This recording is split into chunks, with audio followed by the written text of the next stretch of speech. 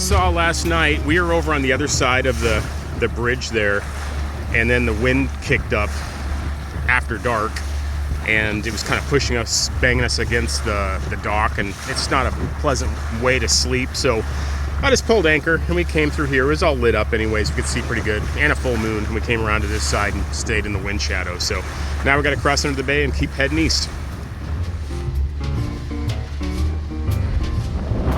We are getting off the big body of water and hitting the ditch here, and the wind should calm down a little. And I'll point out this modern day shipwreck over here. We will resist going and exploring it. Oh look, someone got up.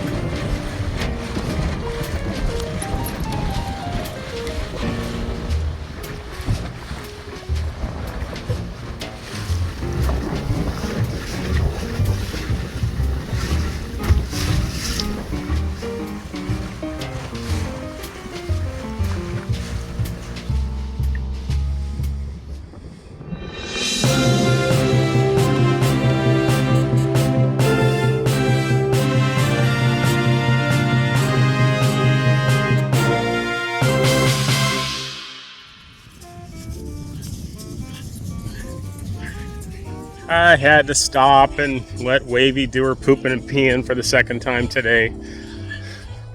There's a different kind of pouting that happens.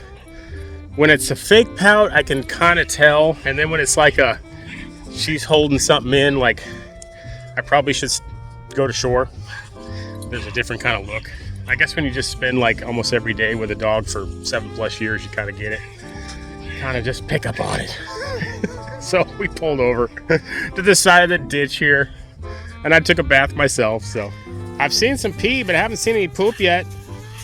You looking for the perfect place or what? What she wants to do is go up the cliff here, and it's not going to happen. What is it? What is it that you want up there? I don't think you can make it up that cliff, so I'll just let you figure it out yourself. Go for it.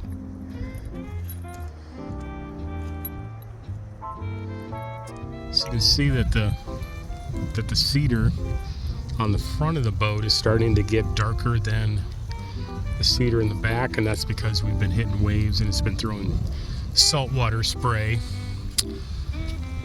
It's going to give it that salty look, which I'm actually totally fine with when we finish this trip next summer.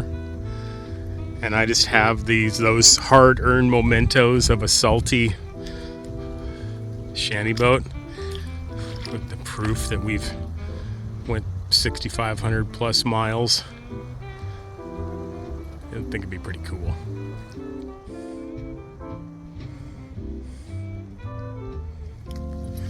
So you think you're a mountain goat now? Oh jeez. It is just dumping. I'm so glad we have a watertight cabin. There's a torrential downpour. Look at that. It does not rain much harder than that. Wow.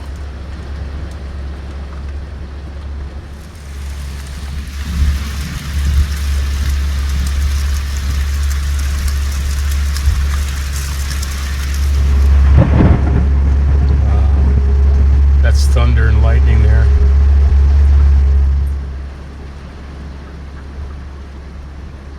The Beagle doesn't like thunder and lightning very much. Alright guys, we are doing a gas run today. This will be our second trip. I figured I'd make sure it works before I film it.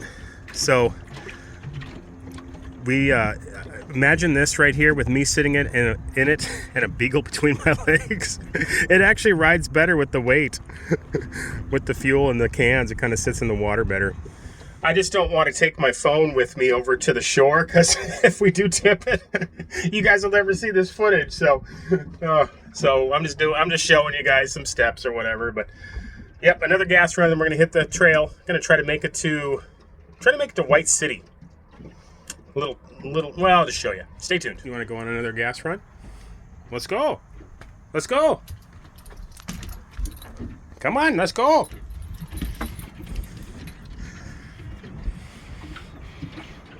I'm also going to point this out, guys. We're floating in about 1.5 feet of water. And to prove it, that's all mud flats right there. Luckily, we picked a good spot.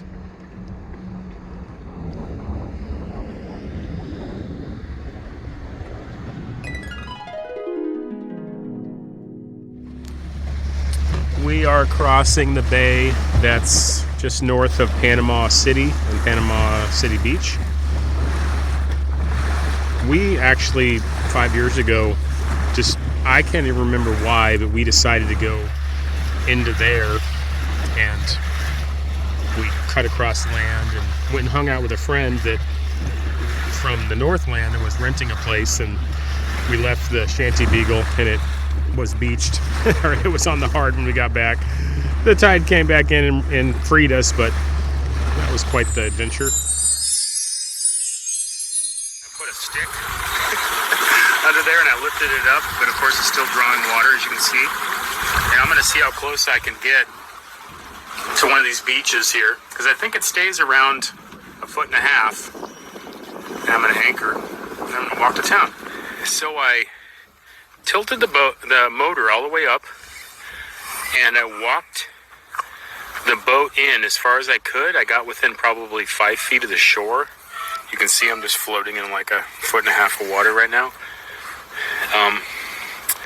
And I tied it up to some really sturdy roots of a tree. Okay, guys, so I do the dumb stuff and then figure out how to get out of it so you don't have to. I pulled this up on the beach last night, went to town, came back the next day. The tide's gone out a little bit, so I'm gonna figure out how to unbeach this boat. But yeah, you can see, there's high rises out there. Beyond that is, the open ocean. And we're in this bay here. And it's a nice day. We actually have the wind at our back for the first time, I think, since we've even entered Florida waters. So it's really nice, and the sun's come out.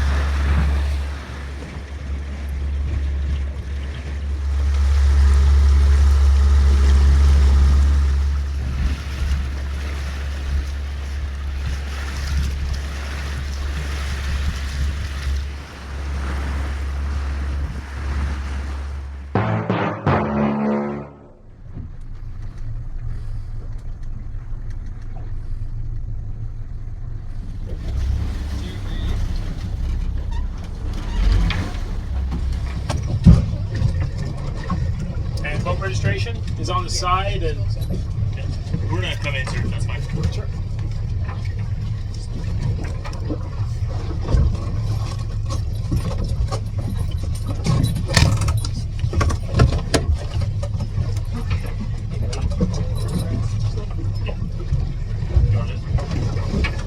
All right. So I'm just gonna need to see you.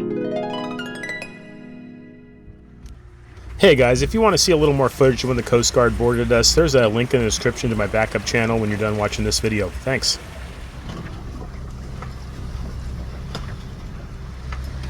Got a mostly boring day, guys, unless you like this. Wavy? Did I say come out here? Go. We're just crossing a big bay today, but we have the wind at our backs. And we have the waves at our backs, which is awesome. So here's the front of the boat, obviously. You can see those waves are just pushing us along. We've gained about 1 mile to 1.5 miles an hour. I'll show you in the back.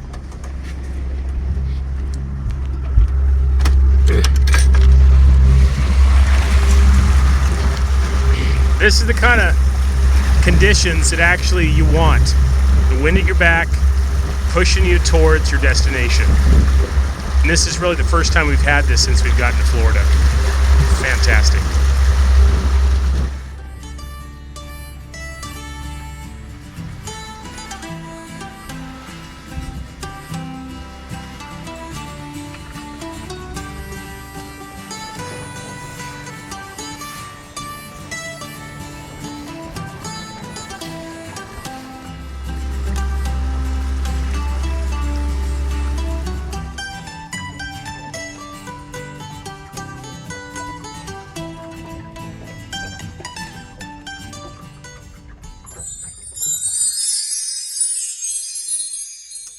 Good morning, guys and gals.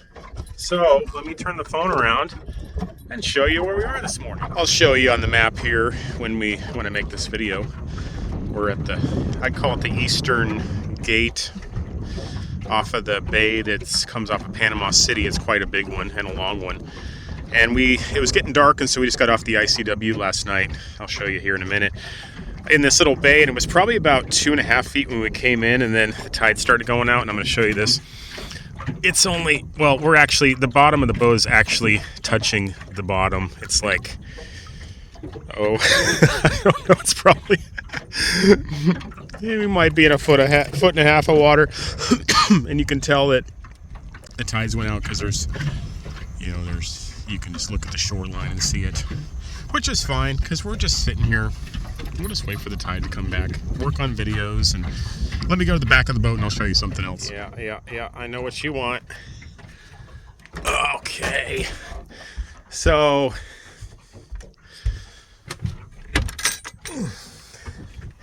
I just have the motor kicked up so it's not sitting there in the mud torquing. And you can see there's the can, one of the cans. It gets kind of tight coming into the channel here. But look at this. Over here, there are some, I remember these from 5 years ago. These were, well, we're going to find out. If you can see those on the screen, there's a couple of, when I say houseboats, I mean like, house homes, like floating house cabins, or there's probably a better word for it. But they've been there for a long time. I don't know. We're going to go find out today. We're going to get in the kayak in a bit here and go paddle over there while we're waiting for the tide. And we'll see what those are. So, something interesting to do. Stay tuned. Well, the water level is falling. It keeps falling. You can actually see the bottom now. I'll bet you it's less than a foot. I mean, the bottom of the back of the boat is actually touching the bottom a little bit. So, I guess we couldn't go anywhere if we wanted to. We just got to wait for the tide. Seems to be a place that happens a lot. Look at this cool boat that just passed. All aluminum with a scamp on top. Look at that.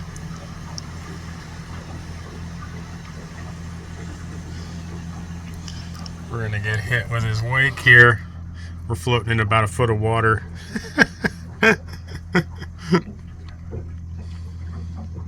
Cool.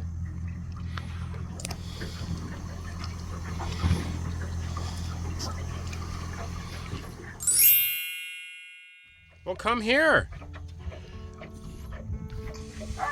Well, come here.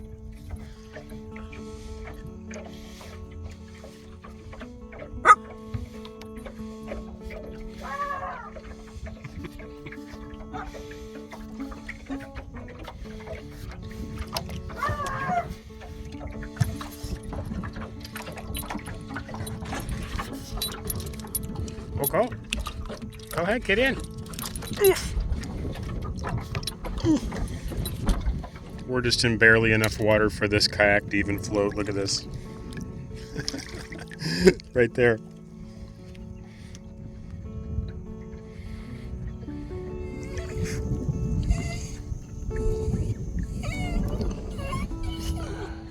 Trying to figure out the best way to go to shore here. Alright guys, I'm hoping that this bottom is hard enough for us to walk on. I wore the right little river shoes.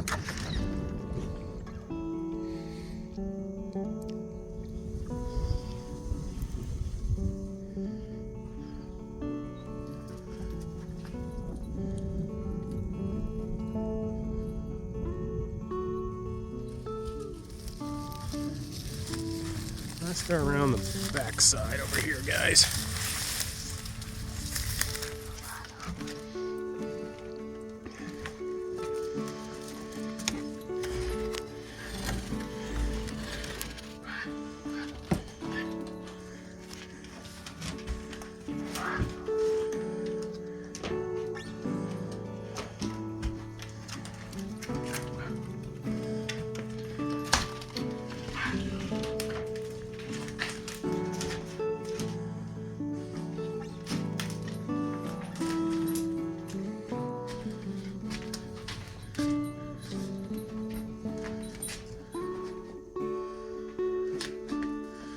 forgot it even had electricity.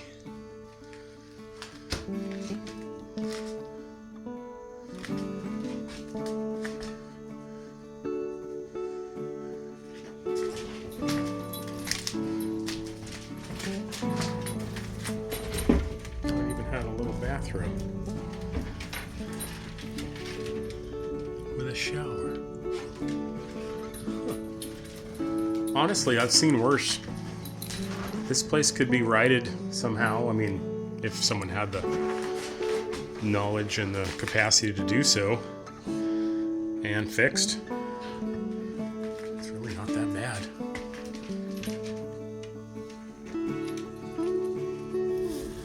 Let's see if we can get over to that little dock house that's over there.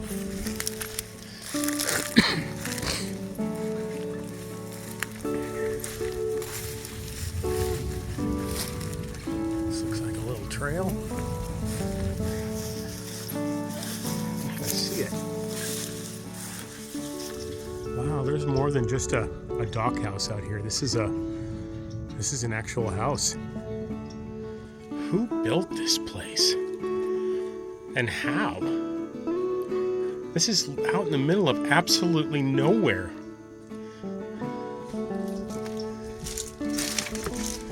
I'm being really careful everywhere I step, guys.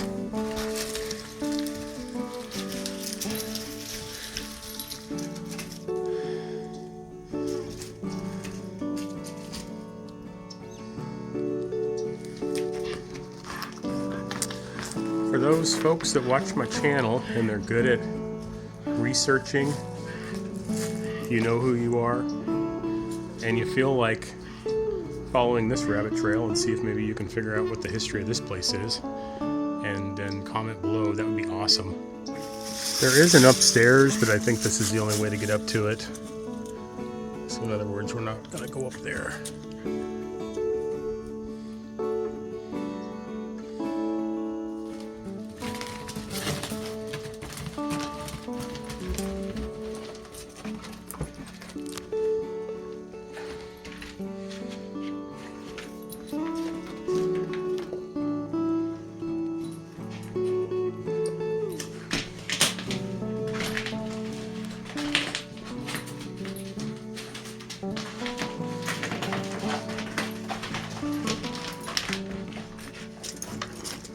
And everybody had their own sliding glass door in their room. This must have been the master bedroom. I bet you there was a stove right there, a wood stove. Guys, I think that's about all we can see. This was a very nice house at one time. That deck goes way out there. All these sliding glass doors. Knotty pine. A nice brick hearth.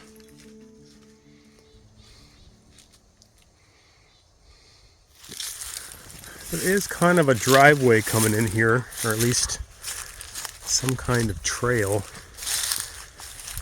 That's heading northeast, and then the house is right there. I think we'll just walk up here for a minute or two and just kind of see where it goes. Okay, we stuck with it. Let's see here. A metal pole. That's not natural. Looks like there might actually be a road. Look at this. Okay. A gate. There is power poles that come out here, and then there's power lines that go back towards that wrecked house there. Okay, guys, well, that was a fun little mystery to, I don't know, at least present. I won't say I solved it, but interesting. My guess is this area, I mean, this happens a lot in a lot of places where a place gets designated later as some kind of conservation area, you know, and before that, people had lived there or had camps there or cabins or whatever. That actually happened to Isle Royal. Isle Royal used to not be a national park, and so you'll find cabins and camps out there on those little sub-islands and little inlets and stuff. And then what they did is they put a grandfather clause in there where if you already owned one, you can keep it until you die. I guess you can't pass it on to your offspring, So eventually they just become absorbed into the national park or the conservation area or what have you. So yeah, that's probably what happened here. If I was conspiracy minded, I would say that's probably what the whole hold on a second. That's what most of the world is going to become. Hold on a second. Anyways, we made it through that rough spot. If I was conspiracy minded, I would suggest that that's one way that the, let's just call them the powers that be, seize land and run people off the land, run the peasants off the land, If you look throughout history, there's Wavey trying to trip me again. If you look throughout history, like the story of Robin Hood, which was interesting, I found out that most cultures have had some version of a Robin Hood story, and every one of them, which makes you think that, it's a timeless concept, it's a timeless societal dilemma where so much power and wealth gets concentrated in so few hands, and then you need some kind of Robin Hood figure to come along and rob from the rich and give the poor, But anyways, at one time, a lot of England was based. Well, it still is. It's the Queen's land or the King's land. If you look at like Canada, a lot of their, colonial assets around the world, they still call it that. The Queen's land, and so yeah. This. Who knows? When's it going to stop? Are we just all going to get compacted into 15-minute cities, and we'll be strange people like me with beagles are out exploring what used to be suburbs and rural communities, be like, here's where the people of the old used to live. Now I got my 15 days of ration from working 60 hours a week in the Soylent Green plant, so I can come out, and I got my pass. It took me 3 years to get it, but I finally got it, and now I'm rolling around looking at what the olden times, all those crazy people who thought they were independent and free.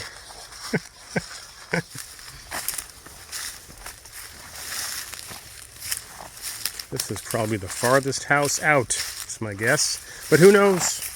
Maybe there's others out here. How would anybody know? And we're back at it.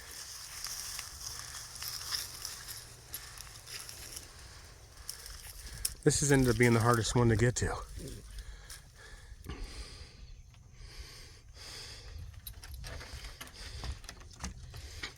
This is like a fish cleaning station. I wonder if this was like a fish camp.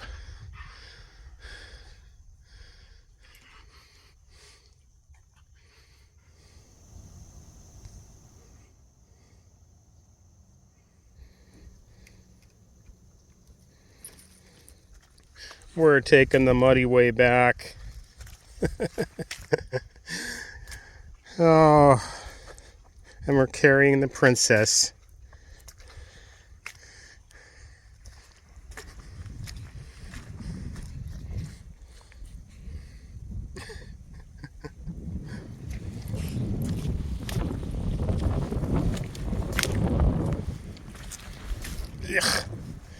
It gets deeper.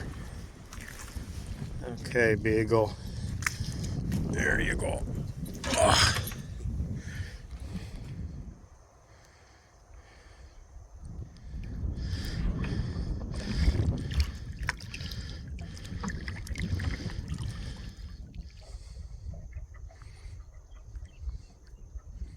I'll show you guys. I'm just standing in like 1.5 feet of water. The tide is slowly coming in.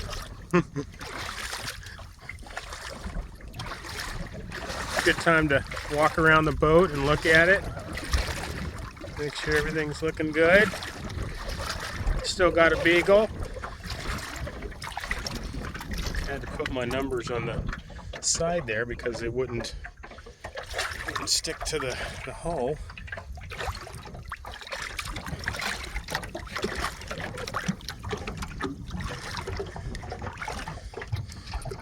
People have been asking where this hull is from.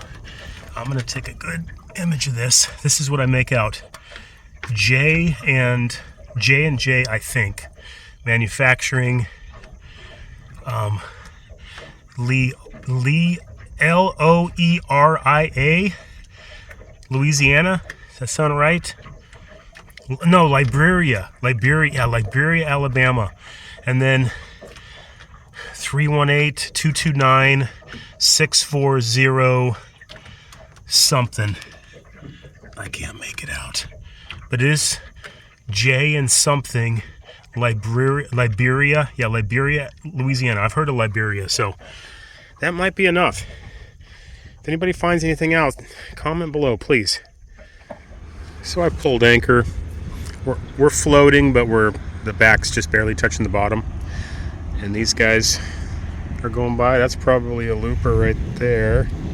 You can see we're only a few feet off of the channel. So I'm just, actually the waves that these guys make might actually bounce us off. But either way, another hour or so of the tide coming back in, we'll be floating again and on our way.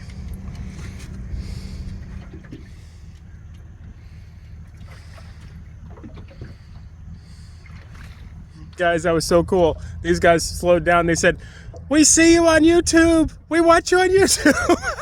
So I think we're getting famous. At least on the loop we are. So awesome. Hey, if you guys see this, say hi in the comments and remind me, who you guys are, and I'll pin the comment in this video.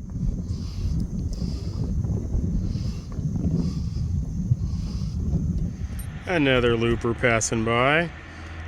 We got a front row seat to this.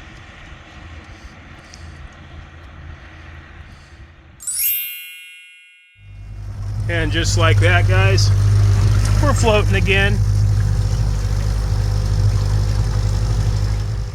You can see, you can't even see the house back there behind the trees. All you can see is the dock and that little fish camp. We're back on the ditch, heading towards White City.